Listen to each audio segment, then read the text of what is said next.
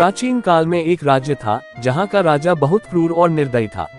उसकी क्रूरता के किस्से दूर दूर तक मशहूर थे। प्रजा हमेशा उसके अत्याचारों से डरी रहती थी। वह न केवल गरीबों पर भारी कर लगाता, बल्कि अपने सैनिकों को आदेश देता कि जो कर न दे, उनके परिवार को कष्ट पहुंचाया जाए। राजा की इच्छा थी कि उसका राज्य और अधिक संपन्न बने, लेकिन वह प्रजा के सुख दुख की कोई परवाह नहीं करता था। राजा के महल में एक वृद्ध विद्वान रहता था जो हमेशा उसे सही मार्ग दिखाने की कोशिश करता।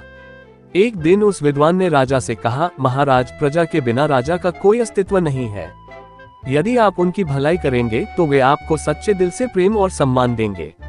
लेकिन राजा ने इस पर ध्यान नहीं दिया और उसकी बातें अनसुनी कर दी। राजा ने अपने क्रूर व्यवहार के कारण कई पड़ोसी राज्यों के राजाओं को भी दुश्मन बना लिया था। एक दिन पड़ोसी राज्यों ने मिलकर उसके राज्य पर आक्रमण कर दिया।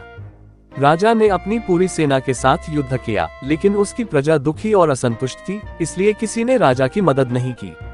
परिणाम स्वरूप राजा की सेना हार गई और उसे अपना राज्य छोड़कर भागना पड़ा। राजा एक जंगल में जा छिपा। वहां उसे कई दिन भूखा प्यासा रहना पड़ा। एक दिन वह एक गरीब किसान की झोपड़ी में पहुंचा।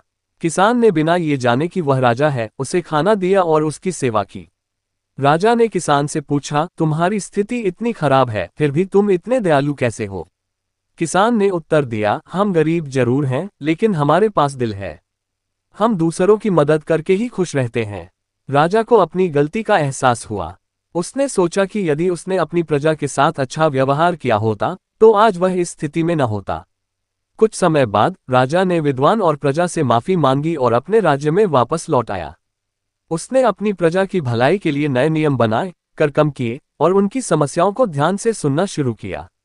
धीरे धीरे प्रजा ने भी राजा को माफ कर दिया और उसके साथ खड़ी हो गई। इस तरह क्रूर राजा ने सीखा कि शक्ति और धन से अधिक महत्वपूर्ण है प्रजा का विश्वास और स्नेह। वह राजा एक अच्छा और प्रिय शासक बन गया और उसका राज्य फिर से समृद्ध हो गया।